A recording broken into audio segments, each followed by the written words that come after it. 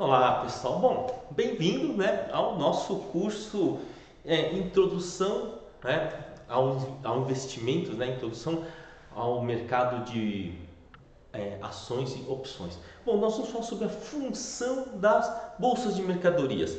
A bolsa de mercadoria geralmente negocia o quê? E embora negocie mercadoria, pode ter liquidação física ou não, a sua principal função não é essa.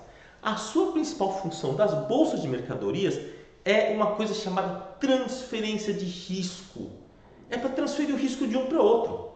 Bom, vamos ver como é que se dá essa transferência de risco. Bom, vamos lá. Vamos pensar num ecossistema em que só tem o quê? Um grupo de compradores e um grupo de vendedores.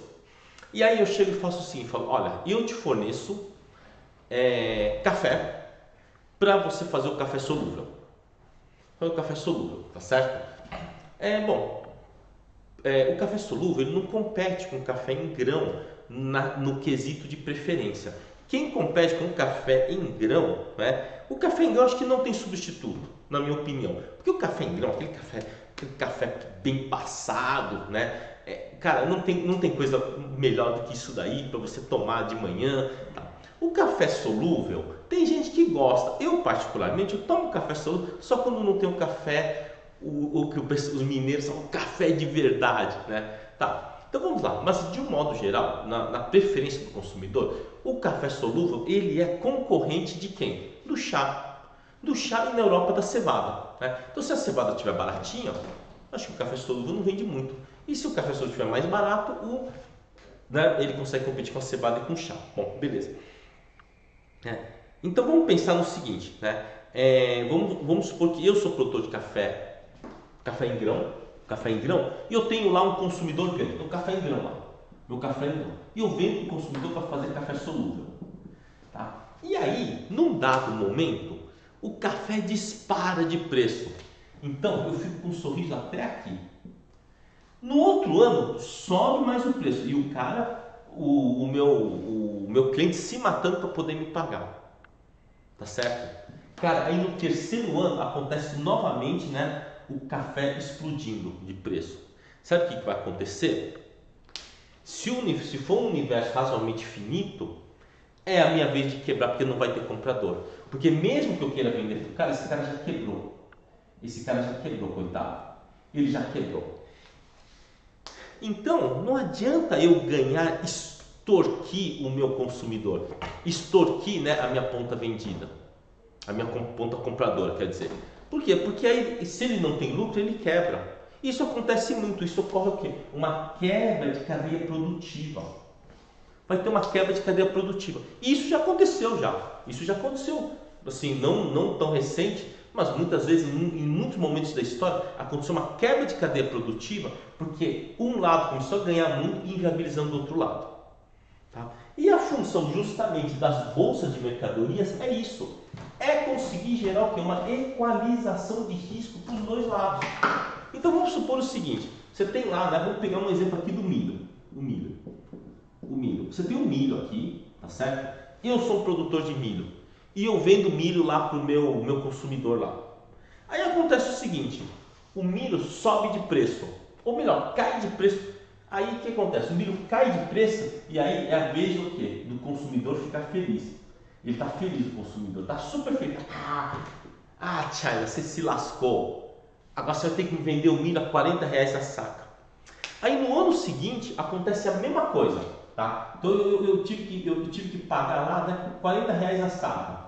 Eu tive que vender. E aí no ano seguinte acontece a mesma coisa. E aí vem para R$30 a saca. Só que o meu custo de produção é maior do que 30. Aí o que acontece? Eu quebro. No ano seguinte, esse cara aqui vai falar assim, agora eu vou pagar 20 para aquele cara saca de milho. Sabe o que acontece? Fala, não tenho milho. Eu não tenho milho porque eu não plantei. Eu quebrei. O que acontece? Vai ter uma quebra da cadeia produtiva. Esse cara aqui quebra e esse cara não tem mais o fornecimento da sua mercadoria. Isso é possível? Isso já ocorreu.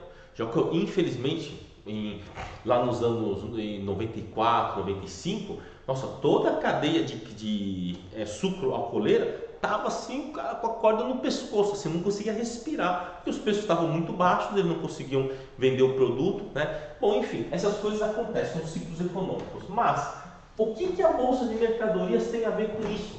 O que a Bolsa de Mercadorias tem a ver com isso?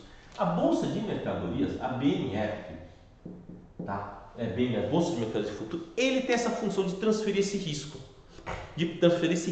Então, como é que, vamos dizer, o agricultor francês faz? Então, ele vai lá e vai plantar, ele vai querer plantar. Então, ele vai chegar lá e vai observar na Bolsa de Mercadorias quais são os produtos que estão bom o preço. Aí tem milho, tem soja, sorgo, trigo. Opa, o trigo está bom o preço. Não, o trigo está mais ou menos.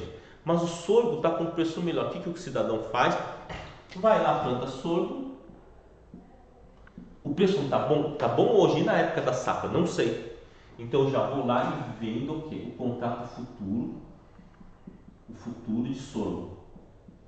Pronto, resolvi o meu problema. Se o meu custo de produção está, por exemplo, sei lá, né, $20 a saca, tá? Opa, que pobreza, não, reais não, dólares, euros, tá certo? 20 euros a saca, e o sorgo futuro tá, por exemplo, 35 euros, eu já vendo no mercado futuro e ganho essa diferença aqui. Tá certo? É assim que funciona a agricultura, ou que pelo menos deveria funcionar. E por que não funciona desse jeito aqui no Brasil? Por que o agricultor lá, vocês lembram? Talvez vocês são muito jovens, mas nos anos 70, qual que era a grande briga sempre dos agricultores? O governo, né, aqueles protestos dos agricultores, exigindo que o governo fizesse o quê? A garantia do preço mínimo, porque a pior coisa que aconteceu com o agricultor é trabalhar lá diuturnamente, aí quando chega lá perto da época da colheita, o preço está lá embaixo, o cara não consegue pagar seus custos. Então isso daí era uma coisa que acontecia muito. Acontecia com muita frequência, né? Então sempre teve muito protesto de agricultor, a briga, então queriam que o Banco do Brasil desse a garantia de preço mínimo, essas coisas aí. Pois é, isso daí acontece. Isso pode acontecer. Só que agora com a Bolsa de Mercado já é diferente. Você pode garantir o seu preço futuro. Quando você vai ver o preço do milho, por exemplo, preço do milho, vamos lá, você tem lá, poxa vida, tem lá o milho CCM, né, que é o contrato do milho F21, né, CCM K21, CCM U21. Então você tem os preços para cada mês, por exemplo. E aí você pode fazer o seu hedge no preço que você acha melhor. Então suponha que você fala assim, cara, eu tenho uma colheita aqui em abril e eu quero garantir esse preço aqui de maio, por exemplo. Tem também, né, o de abril, né? Você pode vender esse contrato futuro. Vamos supor que esse daqui está, por exemplo, 110, esse daqui está 100, por exemplo. Tá? E esse daqui está 115. Tá? Então você pode ir lá, né, quem é agricultor, pode ir lá, vende lá o milho futuro, produz, seu custo de produção, por exemplo, está R$50 a saca, você já vende o futuro. Se acontecer desse milho continuar subindo, não tem problema, porque o seu milho físico sobe de preço, você vai entregar ele lá no 115, 110. E se o mercado inclinar, né, empinar, o milho fizer isso daqui, empinar, o que vai acontecer? Esse milho vai derreter, vai por exemplo para $60, R$60 a saca, ou mesmo para 40, não tem problema. Você já garantiu o quê? A venda lá no 115. Então, essa é a função das bolsas de mercadorias, fazer a transferência de risco para poder o quê? Equalizar, distribuir o risco ao longo da cadeia produtiva, para que o risco não fique o quê? Exclusivo aonde? No produtor ou no comprador, tá? Então existe muito risco, tá? Muitos países, infelizmente, se arrebentaram, principalmente grandes países agrícolas, tá? As grandes crises que tiveram em países que são predominantemente agrícolas foi por conta do descasamento do preço das commodities, alterando todo o fluxo, alterando toda a dinâmica e a logística da sua cadeia produtiva. Isso pode acontecer com facilidade? Olha, hoje em dia sim. Se você não tiver planejamento, sim. Se você não tiver um planejamento, cara, que infelizmente o que acontece muito é que os agricultores eles são mais fragilizados nesse tempo. Temos, por exemplo, né, alguns países como a França, eles têm o quê? Eles têm uma cultura, né, vamos dizer, uma cultura agrícola muito forte, né? E eles têm lá grandes sindicatos agrícolas, né? Na verdade são sindicatos patronais, que lutam pelos direitos, fazem o escarcéu lá, né? Lutam pelos seus direitos. Nós não temos isso aqui no Brasil, nós não temos isso no Brasil. Mas a necessidade de fazer o hedge para poder garantir o preço futuro é uma coisa fundamental. Não adianta você chegar e falar assim, não, eu sou produtor, eu não tenho medo, eu posso manter, eu faço eu deixo o meu silo, deixo lá o meu silo. Só que o seu silo, né, você não pode pegar a soja, por exemplo, que está com um preço muito baixo, você não pode trocar ele no silo, né, a soja armazenada no silo, esperando a valorização. Isso daí não paga a conta. Tem funcionário, tem diesel, tem ITR para pagar, não tem jeito. Você vai ter que ter o quê? Um processo de produção, você vai ter que ter um processo de hedge, uma logística de hedge para poder garantir o quê? Que você tenha lucro na sua safra. Tá? Então o que o cara faria? Compra aqui, né?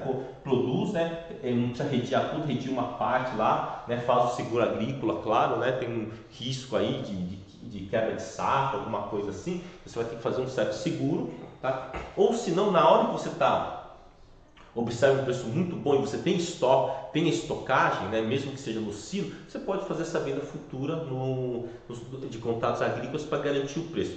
E o mesmo vale para o dólar. O dólar, principalmente, a BMF, tá? A BMF, ela tem o quê? Uma das funções dela o quê? É garantir o quê? A distribuição de risco na cadeia.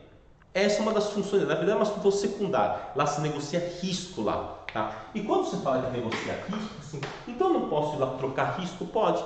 Se você é um especulador, cara, o especulador é uma figura maravilhosa nas bolsas de mercadorias. Por quê? Porque ele dá liquidez. Então vamos supor que você tem lá um contrato de milho lá de setembro de 2022, estamos em maio de 2022, eu quero vender esse contrato futuro. E não tem comprador, não tem banco que te dá isso daí. Então chega o especulador e fala, olha, por tal preço eu compro. E ele faz uma arbitragem de curva. Pega CCM F22, né, contra CCM U22. Então vamos supor, ele vai lá, paga 90 para você e vende esse daqui por 110, por exemplo. E ele tenta ganhar esse diferencial de curva. Então existem outros negócios que podem ser feitos dentro da BMF, justamente dentro do mercado da troca de risco. Tá? Por isso que é tão fundamental o estudo do risco e da equalização dentro do ambiente, dentro da cadeia produtiva. Como eu te falei, muitos países acabam se quebrando, não porque teve uma seca, teve uma seca, tudo bem, depois teve outra seca, só que quando ele quebra a cadeia produtiva, gera problemas assim sociais absurdos mesmo. Então, tão fundamental equalizar o risco. No dólar, principalmente, o importador. Quantas vezes você não vê o importador falando, putz, o dólar subiu tal? Não, na hora que você fecha a importação, para daqui a 3 meses, por exemplo, daqui a 6 meses, se o preço do dólar está bom, você tem que fechar o dólar no mercado futuro. Você fecha no mercado futuro, você já fecha o dólar lá no mercado futuro, aí você fechou o dólar, você está tranquilo. Na hora que você importou o dólar, estava 5, você fechou a 5, só que você vai ter que pagar 5 pelo dólar. Aí, se o mercado cair e o dólar despencar, infelizmente, lá na bolsa você pode até perder dinheiro, mas você faz o fechamento de câmbio mais barato. E se o dólar disparar, você está garantido. Vamos supor que você fechou os 5 dólares. Se o dólar for para 6, por exemplo, né, não tem problema. No mercado físico, você paga R$6 o dólar, mas essa diferença de $1, a BMF te manda em forma de ajuste positivo, entra isso na sua conta, tá? E se o mercado despencar, por exemplo, for para 4,50, você paga R$4,50 no seu dólar, mas paga o quê? Os 50 centavos para a BMF, tá? É assim que funciona. Então a BMF tem o quê? Ela tem um ajuste diário, quando você está comprado ou vendido no contrato, ele tem um ajuste diário e esse ajuste é em relação, no caso você quer comprar ele a 5, né? Então é em relação à referência que você fechou o seu negócio. Então o que faz a BMF, a Bolsa de Mercadorias? Negocia mercadorias? Não, ele negocia a transferência de risco, tá? A transferência de risco. E essa transferência para quê? Para que não haja, ou que não tente evitar ao máximo, distorções na cadeia produtiva. Tá? A BMF ela é extremamente importante. Sem uma BMF, uma bolsa de valores forte, dificilmente uma economia cresce, tá bom? Então é isso aí, gente, tá? Então isso aqui é a aula 2, tá? Ela tá livre, tá? Quem quiser assistir todas as 30 aulas que tem nesse curso, vai aqui embaixo no link da descrição e se inscreve. Valeu, gente? Se inscreve, se torne membro.